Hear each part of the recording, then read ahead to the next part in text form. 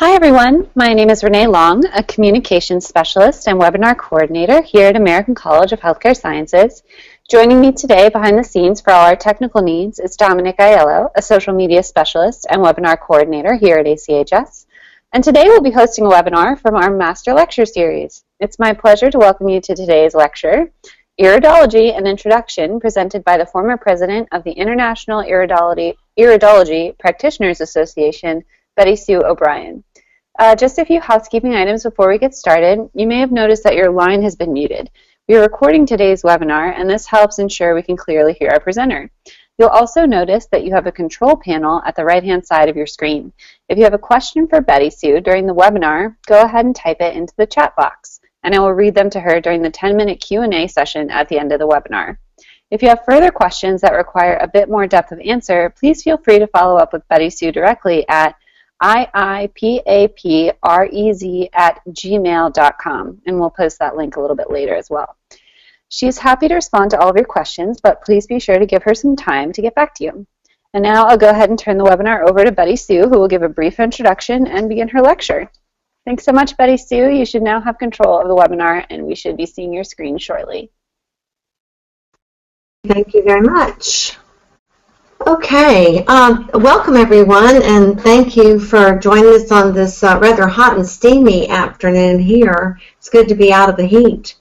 I just wanted to start out by mentioning to you that as the immediate past president of IPA, I've been very involved in innovations in iridology and sclerology over the last 15 years or so.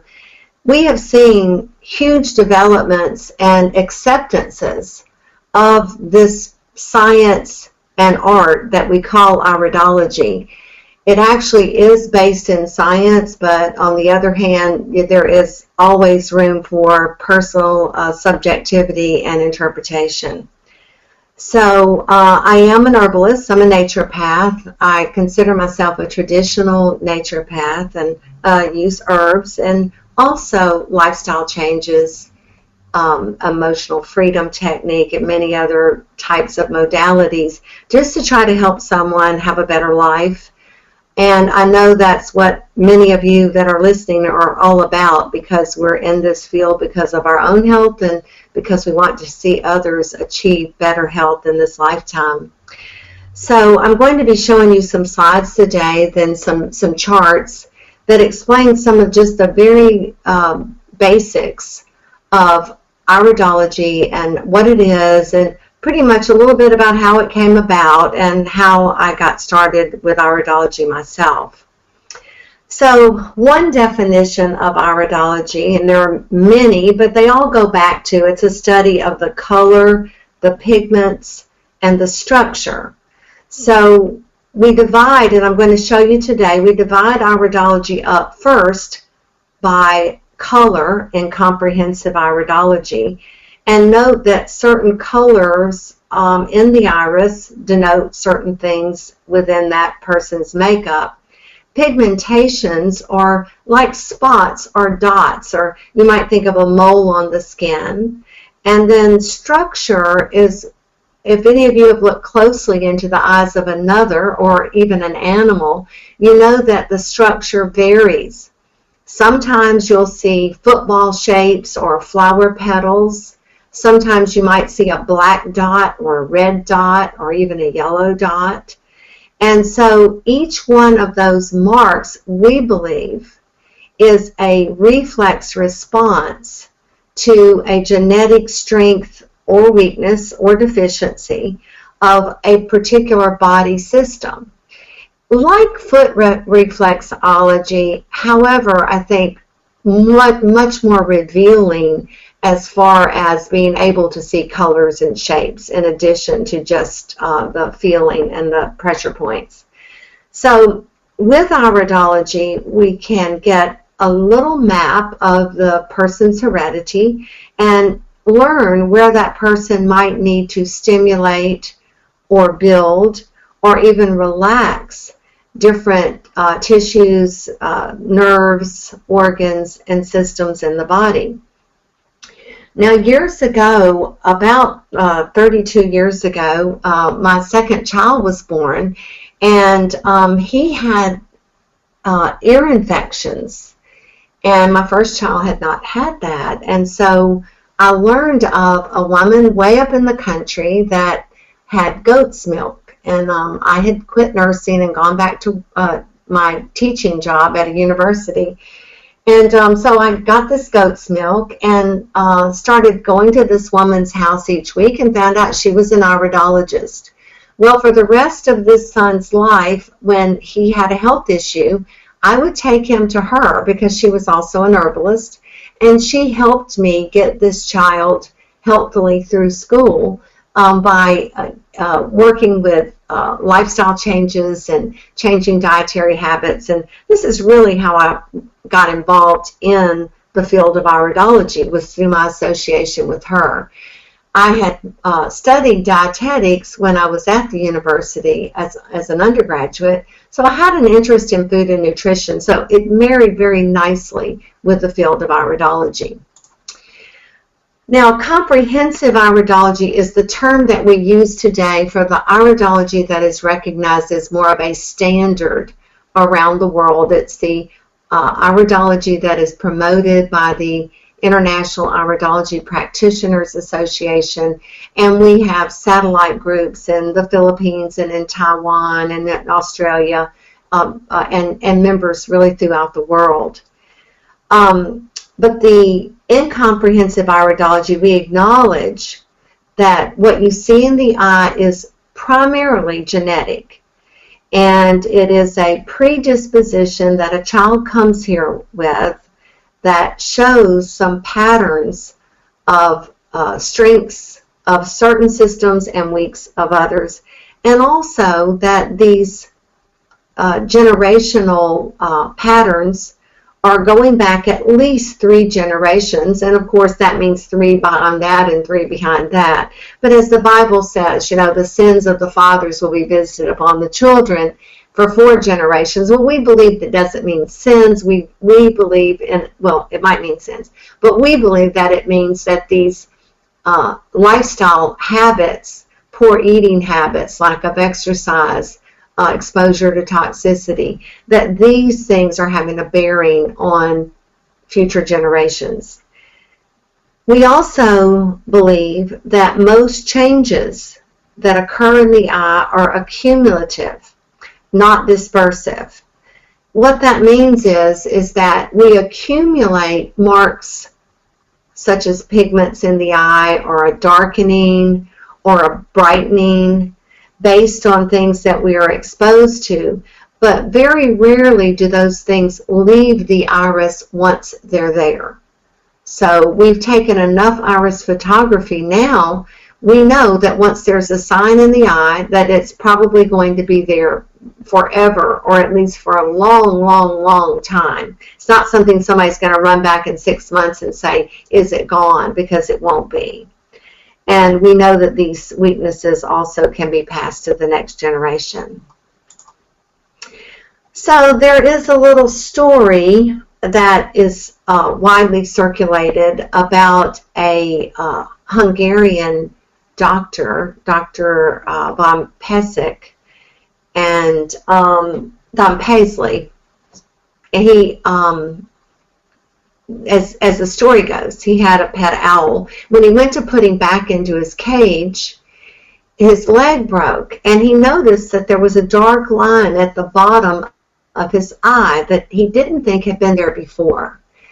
Now, this young man proceeded through his lifetime to chart different markings in the irises at different places based on the symptoms or the disease that a person had. So if he saw that someone had a problem with their kidneys, then he would look to see if there was a particular mark down near 6 o'clock at the bottom of the iris. If someone had a heart problem, he would look in particular at 3 o'clock in the left eye to see if they had a particular mark or any mark at all. And he thus charted an entire iris map based on the hands of a clock. And we're really still using that iris map in general today. That's not the beginning of iridology, but he's considered the founder of modern iridology. So we know that the Egyptians probably had an understanding of the iris of the eye, because this symbol right here, the Eye of Horus, is very similar to our sign for prescription medications. Sometimes maybe lost in the translation, but seeing them side by side, you can see that maybe the Egyptian god Horus, who was over well-being, might have known something about iridology. Hippocrates said, "Behold the eyes, behold the body." And then in the New Testament, Matthew says the eye is the lamp of the body. So then if your eye is clear, your whole body will be full of light. And by clear, I'm sure the reference there is not free of all markings, but definitely when we see an iris that has the fewest number of markings, they have a stronger constitution usually. And I'll go back up here, by the way, and from Egyptian to modern, that's 5,000 or 6,000 years, so that's a really long spread of time, and a lot happened in between. We know that there are other references to using the eyes. We know that the eyes have been used even in modern times by modern physicians who could look in the eyes and say, you know, you need to get your blood sugar checked, or I think you're having some problems with your liver and your gallbladder. Doctors today have lost that art, but I think it's coming back. Now, there are basically two main colors that are recognized in iridology, blue and brown. Blue would be very little pigment, and brown would be a heavy pigment. Just as we look at light skin as opposed to dark skin. So the light skin has a small amount of pigment and the dark skin has a great deal of pigment. When there is a genetic mixture of the two colors, of blue and brown, we call it a mixed eye or a biliary eye, and this might be the eye that you're familiar with that you might call hazel or green. People will say my eyes will change from blue to brown, and you know, we might call that hazel, and we call it a biliary eye for a particular reason, which I will go into with you in just a few minutes. So a blue iris, obviously this is a very blue eye. You can notice a few things about it. For example, there is a darker rim around the outside, and this darker area is also the skin and the circulation on the outer part of the body, so that where the iris meets the sclera is where the skin meets the outside world. And even though it doesn't look like it, there are a lot of things in this iris that we could talk about. There are what we call transversals, the white line that goes across, and then we have a few transversals down here. Those are fibers that have gone sideways or kind of popped, so to speak. And you'll notice that there is some orangey pink coloring. And we'll look at a map in a little while and talk about this line right here, also known as the collarette, and represents the autonomic nervous system. So there's a lot in every single iris to look at and to appreciate. Now, I have two pictures of the biliary, because the biliary can look quite different. This looks more like a light brown eye, and this one looks like a greenish eye with some brown pigments in it. But both are considered to be biliary. So one iris is not going to look like another, but they will have certain traits in common because of the coloration of the particular eye. And then here's a true brown eye called hematogenic, and you'll see in a brown eye that it is more difficult, of course, to see the markings, but with modern photography we can see so much more than in earlier days when all we had was a little flashlight and an iriscope. I still always recommend that my students use the flashlight and the iriscope because you can see the sides of the iris, you can see the various markings that aren't really visible even with the use of a camera. So, but this is a hematogenic or a brown iris. Now we'll go back to the blue for just a few minutes. In the blue, or as you can see, the one on the left looks a little green. It will often have white fibers, and sometimes it might have a yellow tint. So you can see in both of these irises that there are raised white fibers radiating out. In this eye, they go out almost to the outer edge. And in this eye, you'll notice that you have the raised white fibers, but also little white dots out here. These are representative of the lymphatic system.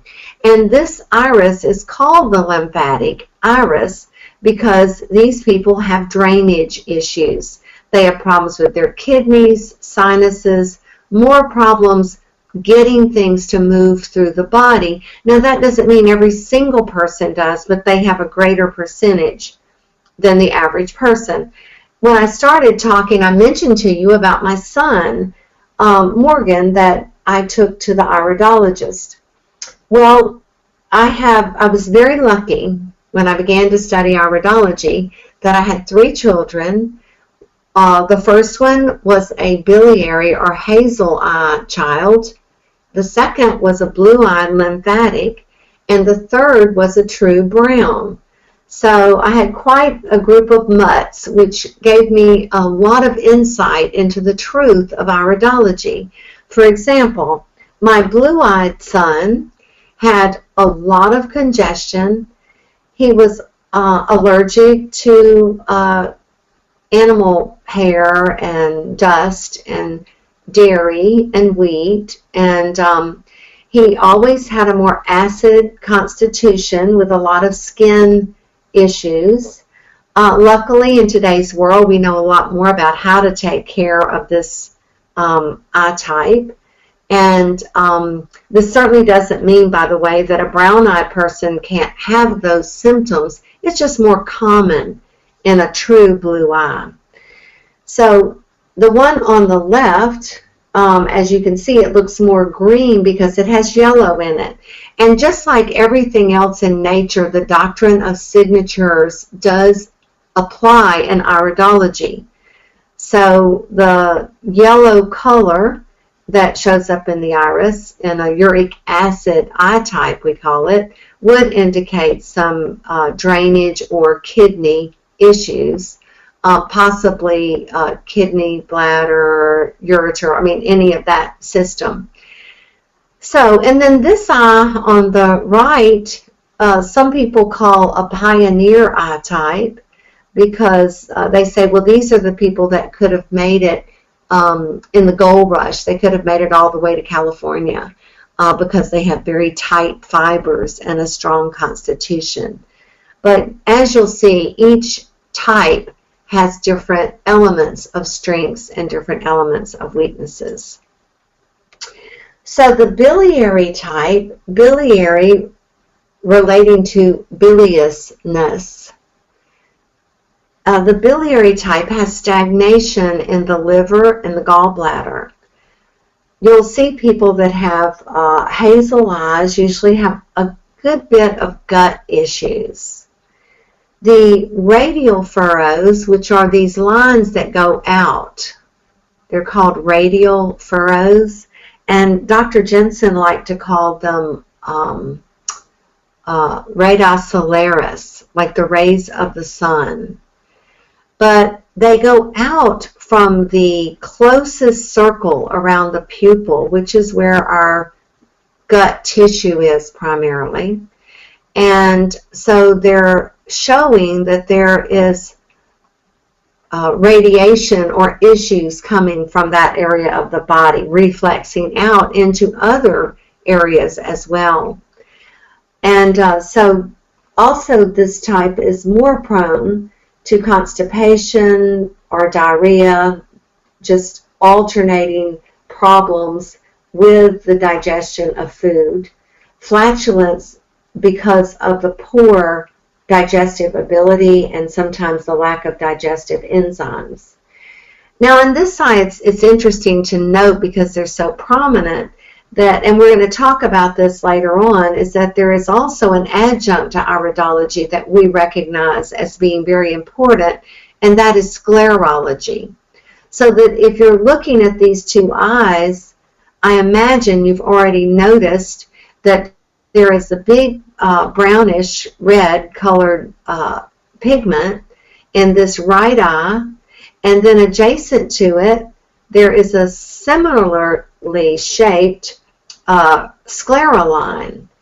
And so we know that this sclera line is lymphatic, and it's also pointing to, so to speak, the same area. So we would look more closely when we see something that is adjacent, something next to something else. And the same thing's happening over here. This congestion line is meeting up with a pigment on this side. So we pay attention to those things to give us a little bit more information, just another little piece of our puzzle that we're trying to solve. Now the true brown eye can be a lighter, brighter color or a darker color.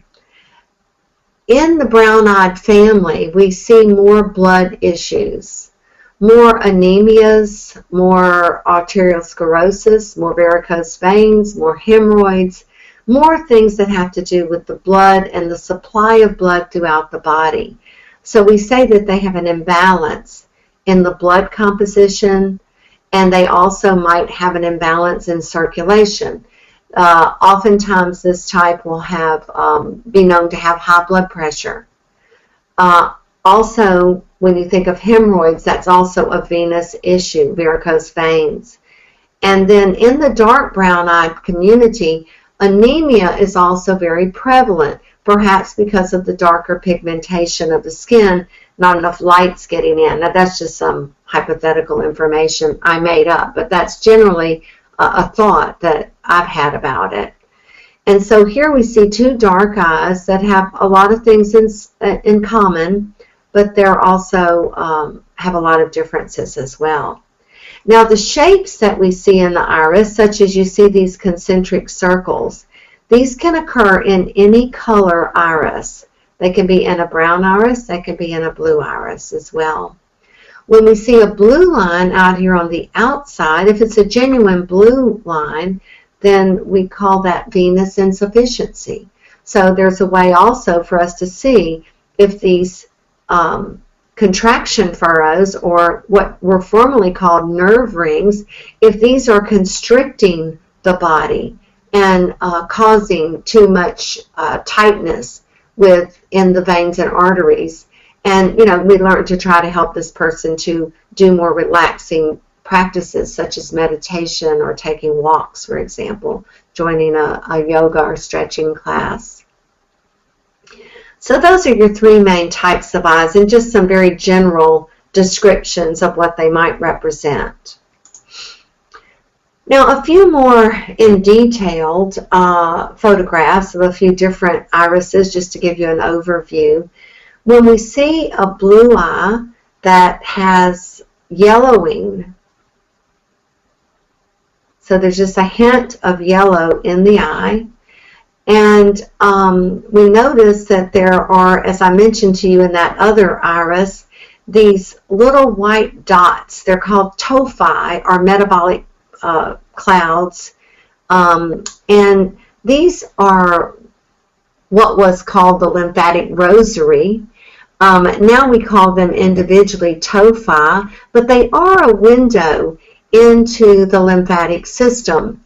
Now, if a person has these, for example, if you have a 3-year-old child who has these, it's not that the child has done anything wrong, and it's also not that the person has a lymphatic health issue.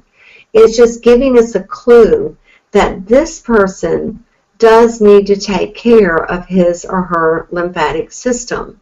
They need to make sure the lymph is flowing. So when we see this in a person, we'll be particularly sure to recommend that they do some skin brushing or skin stimulation, that they oil their skin with a pure coconut oil, for example, or some other unrefined organic oil, so that they take care of that lymph that sits right on top and is very easy to stimulate through a light massage of rubbing oil on the skin or skin brushing. And this type of person would benefit greatly from that, so we might often recommend it for them. We also said that a blue-eye person is more prone to allergies. Well, a person like this who has darker marks up in the sinus area, which goes all across here, and so we see that there are some darker marks and some yellowing, so we might suspect that they have some seasonal allergies, and we can ask the question if they do. They can tell us if they do, but this just gives us a little clue as to what we might be able to help them with more. Now in this picture, in brown eyes, sometimes it's difficult to get a real clear picture, but I wanted you to be able to see that the white, opaque lines that are out here on the outside are called a lipemic diathesis, lipa meaning fat. So a lipemic diathesis is a fat metabolism issue, usually goes back to the liver, so we want to make sure that that liver is processing properly and that they're not eating hydrogenated fats or partially hydrogenated fats. Want to try to guide the person into your healthier fats so that the fats they eat can dissolve the fats that are being stored in the body. So this is a true brown eye with a white ring around the outside. It's not really an iris sign. That lipemic diathesis is really a sclera sign, but it does show a buildup on the sclera itself. Now sometimes you might have seen this, or you might have this yourself, these dark marks. Now I'm particularly pointing to the ones that are inside this circle. You remember we said that this circle right here was one of the major lines of demarcation in the iris, and it basically marks the digestive system from the mouth to the anus. So when we see crypts or dark marks that are right along that edge, then we feel that there is a family history of some bowel issues. And so this person would want to definitely pay attention to colon care, fiber in the diet, not eating a lot of meat that doesn't get digested if they have a constipative pattern, and also, getting checked regularly for any issues that could go on, especially if they have a known history of some issues in that area. I talked about the doctrine of signatures earlier, and we also know that the darker the marks, the darker brown and black, are related more to the liver, gallbladder, and so we also, in this person, would want to make sure that the liver and gallbladder were getting cleansed and were being taken care of and being watched as well. Again, it does not mean anything is there. It just means that there is some family history there. And we've all been studying epigenetics, and now I believe that iridology may hold the clue to epigenetics in the future, and that there are things that we see in the iris that the person has not yet experienced and may never experience. But these things may be in the family tree. And instead of owning them or making wrong lifestyle choices to bring them out, a person who is forewarned, who has this knowledge, can do things to prevent ever waking up those epigenes. So this person would definitely want to take care of that aspect of their health.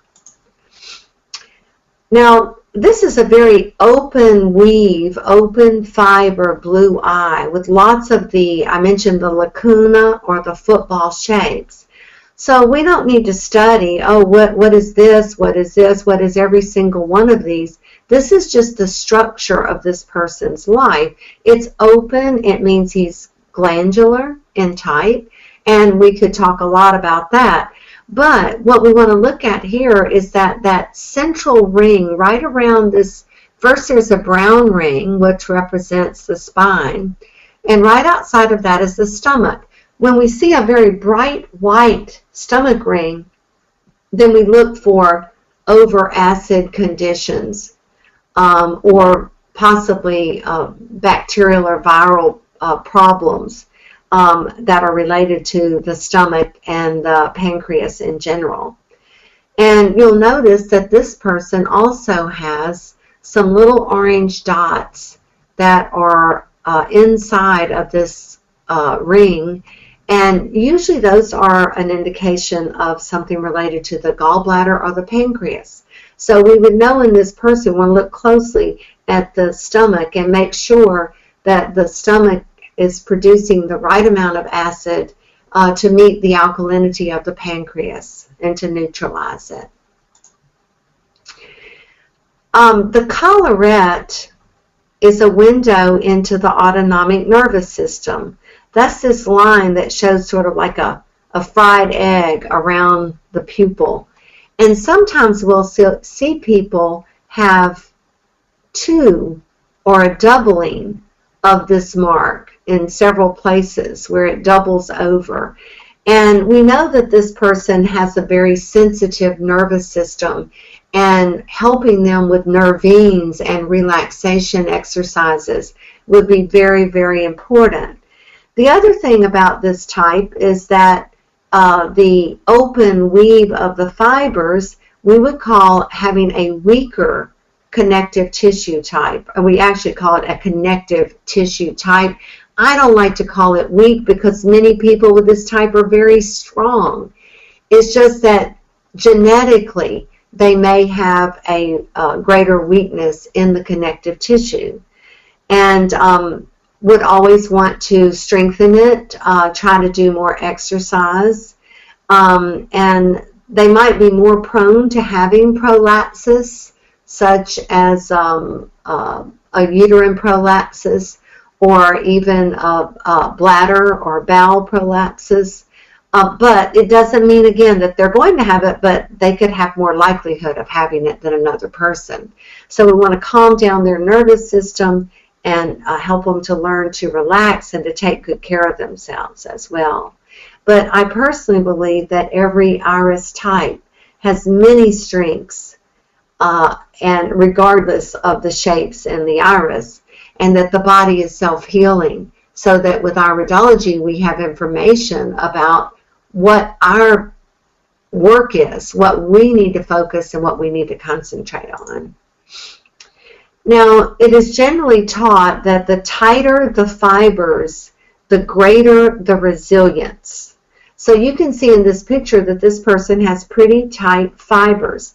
There are a few weaker areas, such as here, this is in the kidney area, and then over here in the right lung area, a few weaker areas where if you squint, you can see that those two areas have a little bit of a more grayness to them, so they're not as straight and smooth as some of the other areas.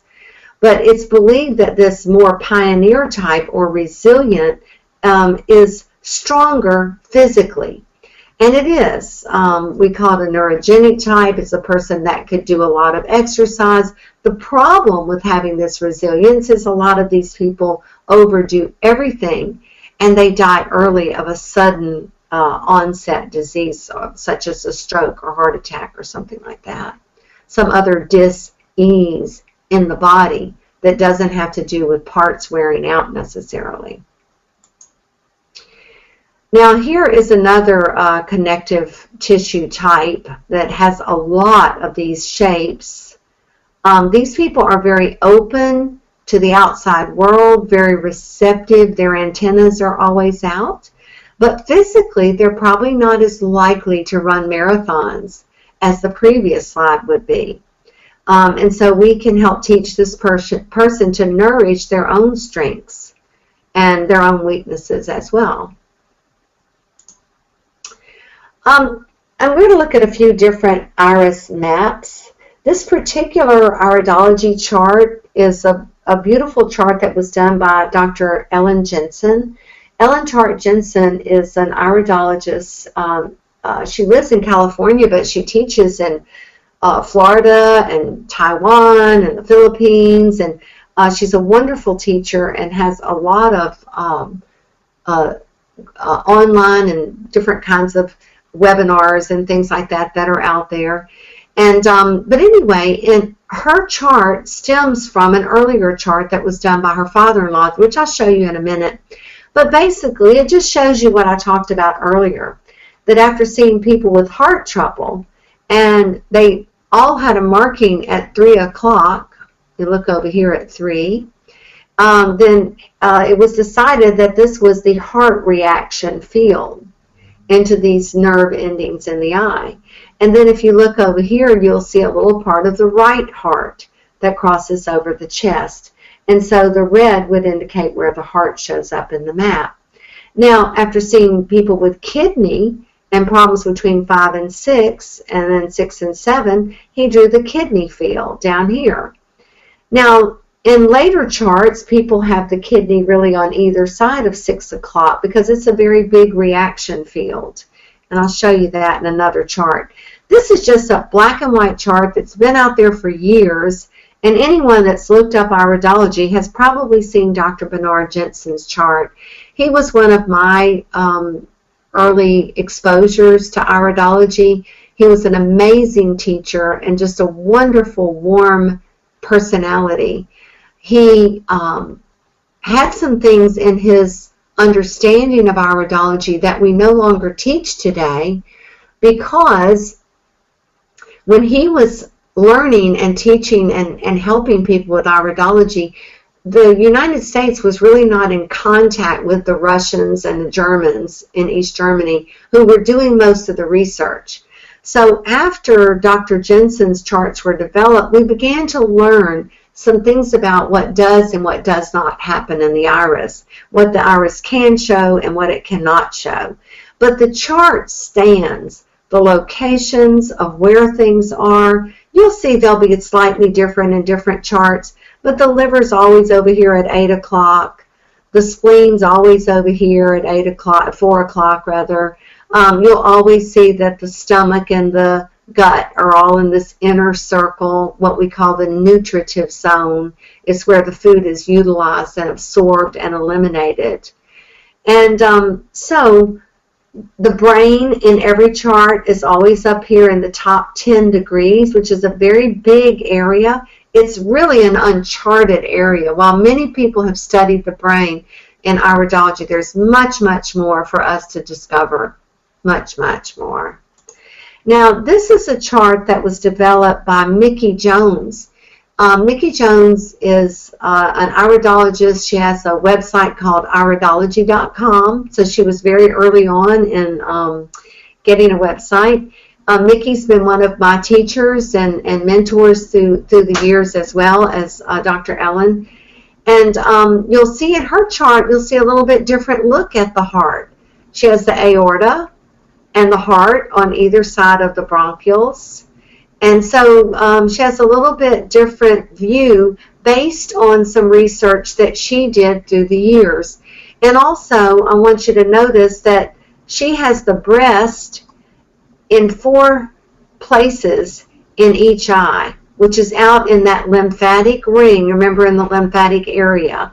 As she began to see people with breast cancer, with other breast issues, she began to see that there were some markings that seemed very definite in these particular areas. So different people have different takes on the iris charts. And but in general, we see that many things always remain the same in every one of the charts. You'll notice another thing in Mickey's chart, that she has circulation on the outside. And you remember we talked about skin, but it's skin and circulation. And this is a chart that I did for a talk that I did at a conference, but basically it's just following the chakras and iridology. And someone that uses colored lights, for example, they might want to follow some of the teachings about using colored lighting in the iris. There have been some wonderful strides made with using particular lights based on the work of Denshaw in his book, Let There Be Light, but using them in the iris instead of on the body and reflexing to that particular part of the body. For example, if you wanted to work on the sinus with an indigo light, for example. And so that's a whole other study. Each one of these is really a study within itself. Now, I use what I call Optomatrix. That's using iridology, but also I want to give you just a very brief 5-minute introduction into sclerology and Rayid to clarify the findings in the eyes. So sclerology was used by American Indians and was taught to Dr. Wheelwright, who developed some sclerology charts in the 60s, 70s, 80s, but he learned it from the American Indians. And we know that the Chinese had developed sclerology charts, and so somehow those came across with the Chinese to the American Indians, maybe. And then Rayid is personality. And Rayid is not just about the iris, it's about much, much more. It goes into birth order and family tree. But basically, the original work was about the personality. And I'm just going to briefly show you those. So with these 3 studies, you can reveal what you were born with, and with the sclera, what you have acquired. And then thirdly, with Rayid, how your personality blueprint affects you in the physical body. As we all know, your biography becomes your biology. And so Rayid can give us some insights into that. So here's just a little bit about sclerology. We have 2 main voices in sclerology today, Leonard Milmauer and Jack Tipps, and then in Australia, Tony Miller. This is a chart that's fun to look at because it shows you the white of the eye. Now remember, here's the iris. Here's the colored part that we've been talking about. And then this just shows you that where those red lines are out there, what they might be pointing to. And so let's just look at a couple of irises, like a healing line, a red line that starts to disappear and then it fades away. This shows why your eyes might brighten during fasting. And when you make significant dietary changes, we can see changes in the sclera. Here are just a few photographs. A sclera sign that goes straight to the thyroid area. And so this is a pointer or a congestion line. And by the way, that line goes all the way up to the pituitary gland. And then over here is a congestion line in the ovary area. And then a lymphatic drainage line going this way. Here are a couple more. When we see the yellowing, we call that a pinguecula, and we know it does relate to the liver because medicine, we all agree about that sign. And then up here we see a blue dot, that's a fermentation sign.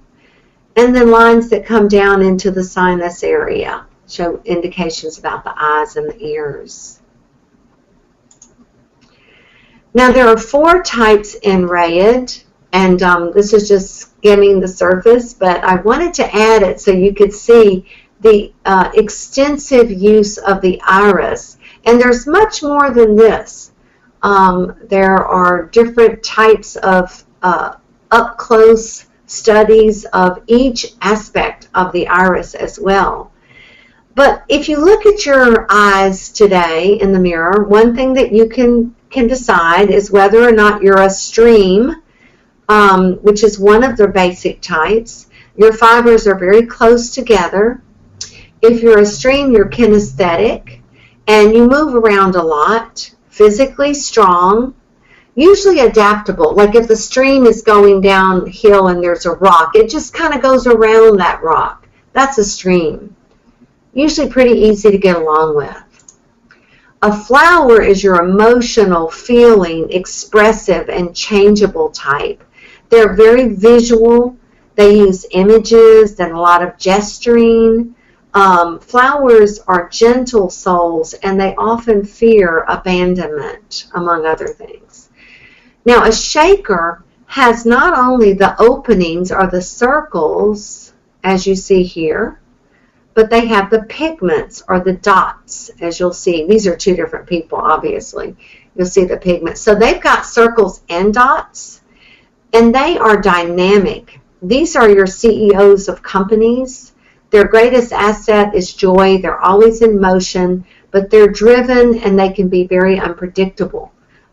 They will get to the top of whatever they do, or they'll make sure somebody else does it for them. And now the jewel, this is a jewel, a pigment. This is that eye I showed you earlier. Jewels are thinking, they're analytical, they're verbal, they're slow to change, they're controlled. They have to learn how to trust others and to delegate. If you're around someone that is very interruptive, has a lot of opinions, and monopolizes the conversation, they're a jewel. The thing about jewels is they're very bright, they research, and they know a lot. You always want them on your team when you play Trivial Pursuit, because that's the kind of person that would have the trivial information because they've looked it up on Google, or a lot of jewels take notes, or they probably have already been practicing Trivial Pursuit before you get to the game. Now, those four types, the stream, the flower, the shaker, and the jewel, if you go into it, they each have different ways of learning, different ways of thinking, different personality traits, different modes of feeling. But what's really interesting is that of these four types, certain types should only be with certain types as a life partner. So it's a rated consultation can give you information about how you can better understand your partner based on the shapes in his or her eyes. A few other things. These tophi that we said were lymphatic in our iridology study is called a ring of harmony in Rayid. This person wants peace and harmony, and they often try to do that by pleasing other people or making other people's lives easier. These rings or contraction furrows are rings of freedom. Anybody with these rings is going to be achievement oriented. They're going to produce a lot in their lifetime. These are the people that people look at and they go, oh my goodness, how do you do everything that you do? They're real doers. The ring of purpose, this is that skin or circulatory line. They have a mission in life. They are going after whatever it is, a PhD, whatever it is they're pursuing, they will achieve it if they possibly can. And then that white ring on the sclera shows a lot of determination. When you see this, particularly in older people, they're very determined, very stubborn, and they won't give in. And you would have to drag them kicking and screaming to do something they didn't want to do. Okay, so that is really the end of my presentation. I think we were going to save some time for questions. I did want to mention to you, and I have talked to ACHS about this, the International Iridology Association is going to be doing an Iridology Summit in September, and they will be putting out some information about that summit that's being put on by the International Iridology Practitioners Association. It's free to the public. You want to make sure you sign up early when those talks become available, because last year they filled up.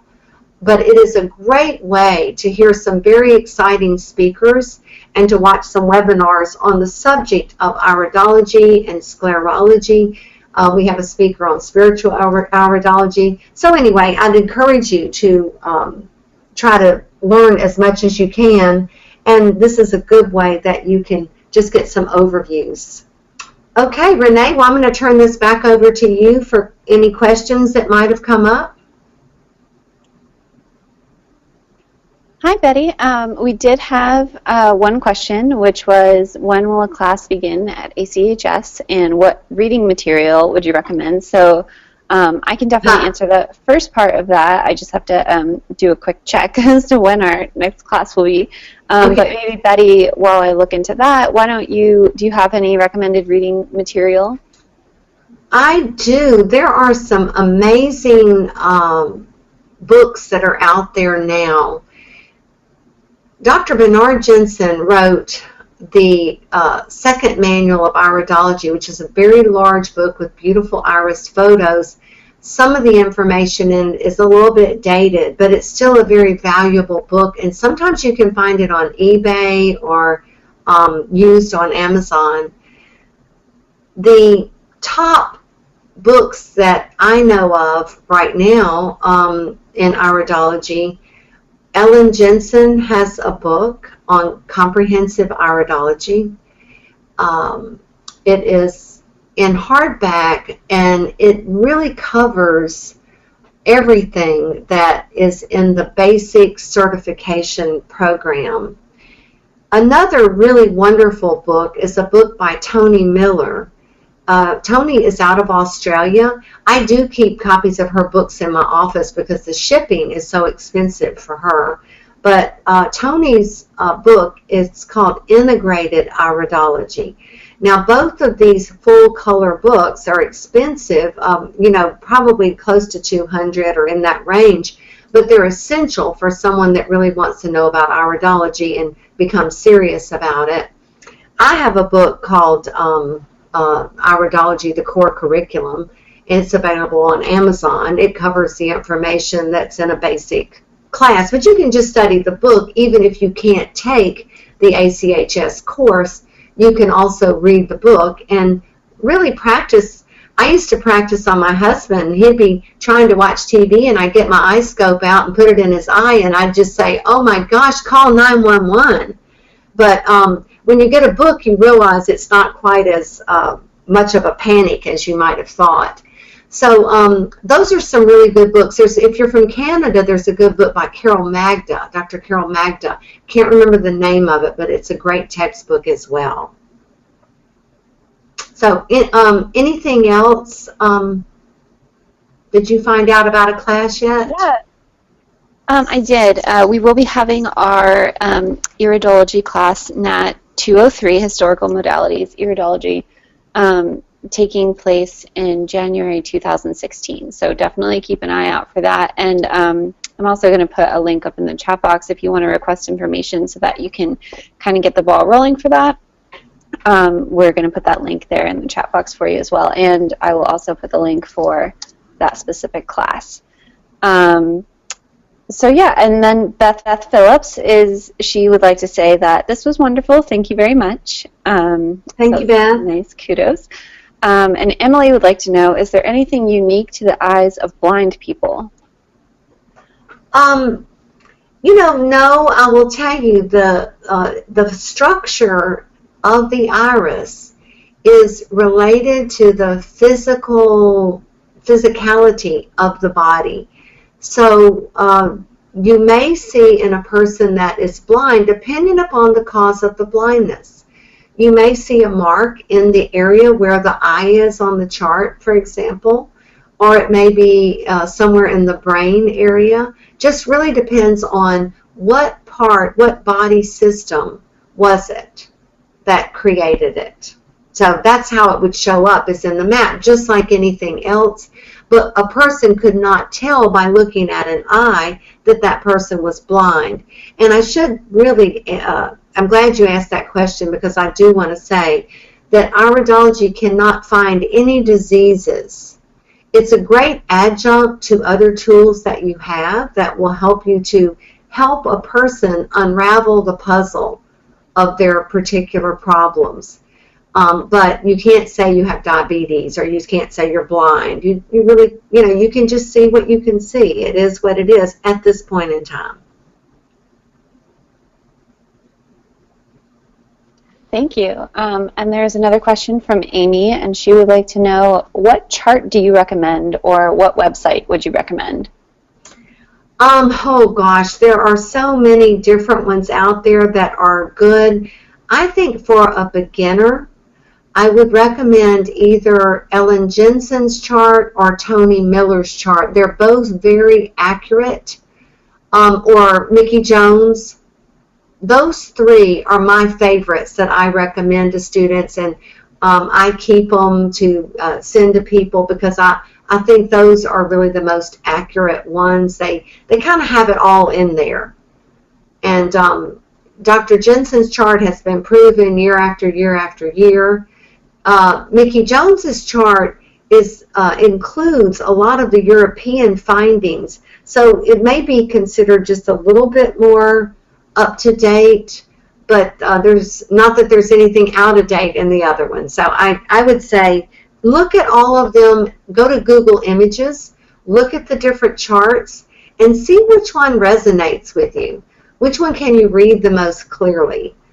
Which one do you like the colors in the most? The chart that I did is based on the chakra system, so it's in bold primary colors. But you might like pastels, or Tony Miller's has a lot of subdued turquoise, and so look at the color and maybe get a chart that you want to learn from. And then also, if you're going to take the class, you might want to find out which chart the teacher is using too. That'd be a good idea as well. Yeah, those are some great recommendations. And I believe we do have iridology charts at the apothecary shop, the ACHS college store. Yes, there is a credit card size chart right there at the apothecary shop, so I will also put a link in there as well. And so our next question is, Linda, I'm not quite sure of your question, but she said special equipment, quotation mark, and that's in, yeah. Okay, well, so she might want to, yeah, go ahead. One of the beauties of iridology, when I learned, I didn't have a camera for 5 or 6 years. I bought like a $30 10x lighted scope. It's just a handheld magnifier, but you need at least, I think, 10x. Some people can use 5. I guess it depends on your eyesight, really. And you can or you can just get a magnifier and a flashlight. So you can do iridology on people to practice and on yourself just by using a magnifier. They also make some little mirrors at places like Bed Bath & Beyond that are 10x mirrors. And you can use that and look at your own eye, but remember, it's going to be reversed. And there is a reverse chart to iridology that you should be able to get online. It just shows it backwards. And anyway, so the reverse chart would be if you're looking at yourself in the mirror, or a handheld mirror, or even in the bathroom mirror.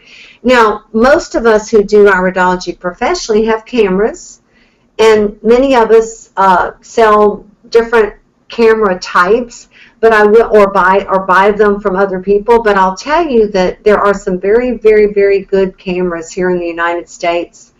There's a little camera that you can purchase on Amazon that's from China. It's $200 or $300, and it really does an okay job for someone that's starting out.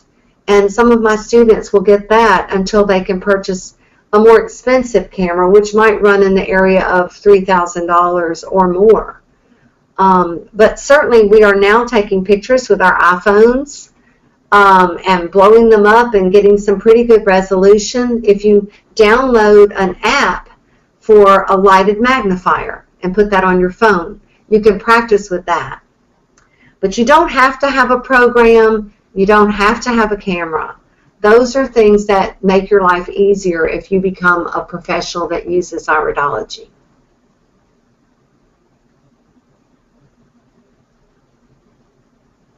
Yeah, those are some great suggestions. I think getting creative is a good way, even if you're just starting out and don't have $3,000 to spend on a special camera. Right. Yeah, those are some great suggestions. Okay, so our next question is from Diana, and she would like to know, would it make a difference if someone had a corneal transplant in their reading? No, I have looked at, you will see sometimes surgery lines, Mm-hmm. but if there isn't any fogging, or any issue, it probably won't make any difference. Remember that the iris is a permanent structure itself. And a lot of people who have been to iridologists out there or maybe heard of iridology, they're told that the iris changes and, you take these 10,000 herbs and then you come back and your iris is going to be all better. And actually, that's really not the case. The iris doesn't change much. So when you look at the iris, you can lighten things in the iris, brighten things. You can acquire darker pigments through the years. And, so things can change. But for the most part, the structure will always stay the same, no matter what. Good to know.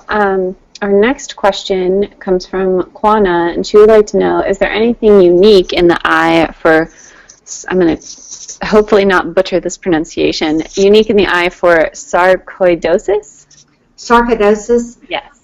Well, we might see some hardening of tissues in the lungs. Of the people that I have had that had sarcoidosis, and this may be anecdotal, but they usually had some pigments that were in the tissues that were being affected by pigments. I mean, like darker spots.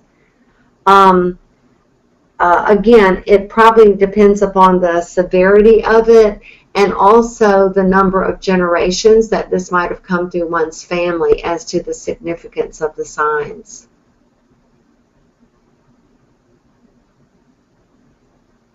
So we have time for about one more question, but I wanted to read this.